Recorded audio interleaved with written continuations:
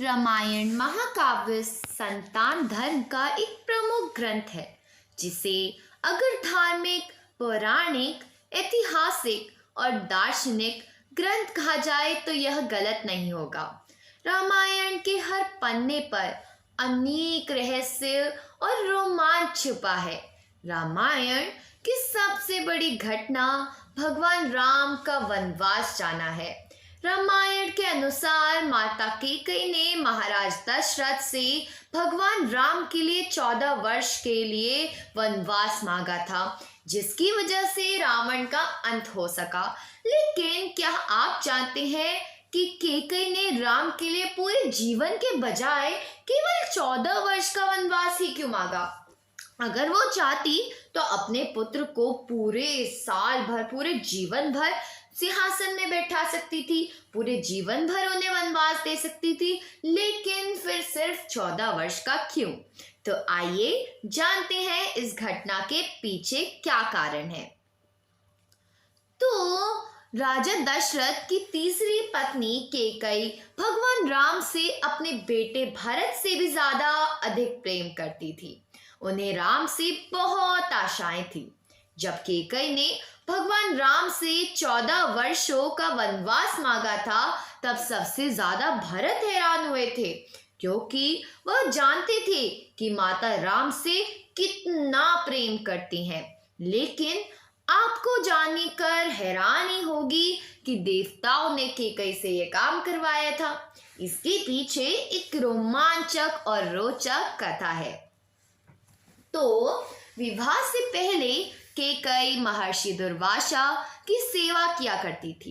कैकेयी की सेवा से प्रसन्न होकर महर्षि दुर्वासा ने कैकेयी का एक हाथ वज्र का बना दिया था और उसे आशीर्वाद दिया था कि भविष्य में भगवान तुम्हारी गोद में खेलेंगे। समय का पहिया चलता रहा और कैकेयी का विवाह राजा दशरथ से हो गया। एक समय स्वर्ग में देवासुर संग्राम आरंभ हो गया। देवराज इंद्र ने राजा दशरथ को सहायता के लिए बुलाया। रानी कैकेयी भी महाराज की रक्षा के लिए सारथी बनकर देवासुर संग्राम में पहुंच गई। युद्ध के दौरान दशरथ जी के रथ से पहिए से कील निकल गई और रथ लड़खड़ाने लगा। ऐसे में कैकेयी ने कील की जगह अपनी उंगली लगा दी और महाराज की जान बचा ली। राजा दशरथ को जब पता चला कि कैकेयी ने युद्ध भूमि में किस साहस का परिचय दिया था, तो वह बहुत प्रसन्न हुई और 3 वरदान मांगने के लिए कहा। कैकेयी ने उस समय प्रेमवश यह कह दिया कि इसकी जरूरत नहीं है, अगर कभी जरूरत होगी तो मांग लूंगी। कैकेयी ने राजा दशरथ को इसी वरदान के जाल में फांस लिया और राम के लिए 14 वर्ष का वनवास मांग लिया। लेकिन 14 वर्ष के लिए वनवास क्यों मांगा, इसके पीछे कई राज है।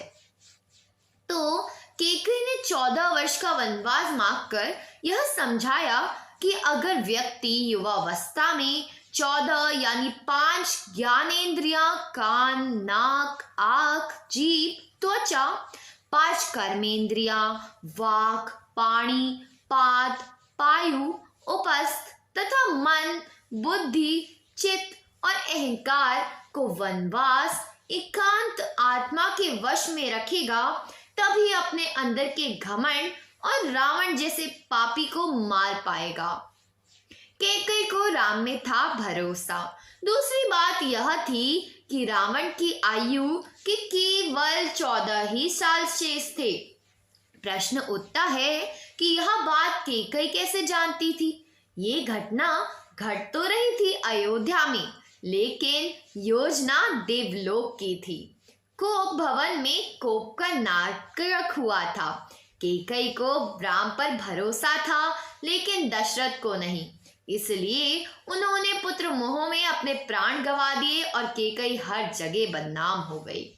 तो फिर श्री राम ने की थी योजना तैयारी। अजसू पिटारी तासू सिर गई, गिरा मति फेरी। सरस्वती ने मंत्रा की मति में अपनी योजना डाल दी। उसने केकई को वही सब सुनाया, समझाया और कहने को उकसाया जो सरस्वती को करवाना चाहती थी, जो सरस्वती उससे कहलवाना चाहती थी। इसके सूत्रधार स्वयं श्री राम थे। उन्होंने ही यह योजना तैयार की थी।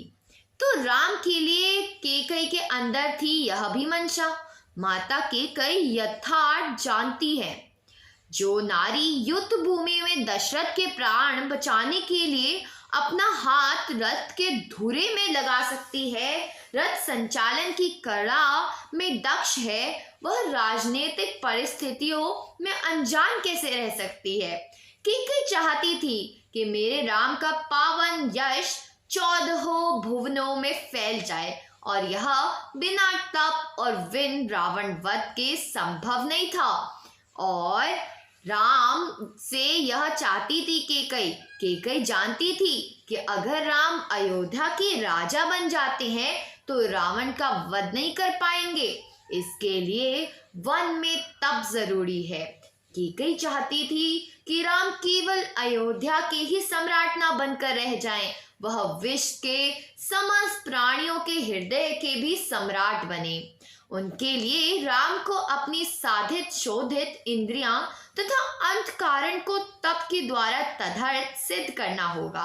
केकई मेनली रावण का अच्छा चाहती थी। भगवान राम ने किया रावण का वध। देवलोक में बनाई गई इस योजना का केंद्र राक्षस का वध था। महाराज अनरणीय के इस शाप का समय पूर्ण होने में 14 ही वर्ष शेष थे। 2 शाप उन्होंने रावण को दिया था कि मेरे वंश का राजकुमार तेरा वध करेगा, जिससे भगवान राम ने रावण का वध किया और देवलोक की योजना पूरी की। शनि की चाल में 14 वर्ष, मतलब शनि की चाल से 14 वर्ष। रामायण और महाभारत दोनों में ही 14 वर्ष वनवास की बात हुई है। रामायण में भगवान को 14 वर्ष का वनवास भोगना पड़ा, जबकि महाभारत में पांडवों को 13 वर्ष वनवास और 1 वर्ष अज्ञातवास में गुजारना पड़ा था। दरअसल इसके पीछे ग्रह गोचर भी मानते हैं। उन दिनों मनुष्य की आयु आज के जमाने से काफी ज्यादा होती थी, इसलिए ग्रहों की दशावधि भी ज्यादा होती थी।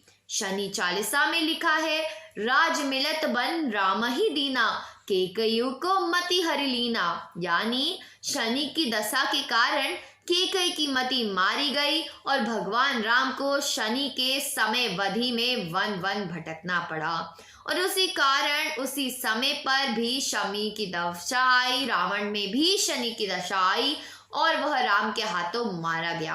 यानी शनि ने अपनी दशा में एक को कीर्ति दिलाई तो दूसरे को मुक्ति। तो आज की वीडियो ये थी। अब आप जान चुके होंगे कि केकई की इसके पीछे कोई गलती नहीं थी, ये सब रचा रचाया था, क्योंकि भगवान ने तो जन्म ही हमारे ये राक्षसों के विनाश के लिए किया था। अगर केकई वहां राजा बनने देती राम जी को, तो क्या राम जी आज हमारे सामने इतना प्रसिद्ध होते? क्या हम जान पाते कि वो कितने भल मानुष थे? हम कैसे जान पाए? उनके कार्यों से। जब उनके रावण को मारने वाली कहानियां फैली, शूर्पणखा वाली फैली, खरदूषण वाली फैली, तो हम समझ पाए कि ये वो भगवान थे जिनने राक्षसों का विनाश किया। अपने पिताजी के जस्ट एक वचन को मानने के लिए पूरा राज्य त्याग कर वनवास का भोग किया। तो ये थी हमारे महान देवता विष्णु जी के एक रूप, एक अवतार की कहानी, राम जी। अगर आपको ये कहानी अच्छी लगी हो तो वीडियो को लाइक करें, चैनल को सब्सक्राइब करें और कमेंट में बताएं कि अगली वीडियो किस में लाऊं। और जल्दी से कमेंट में ये भी लिखें, जय अयोध्या भूमि। Bye bye.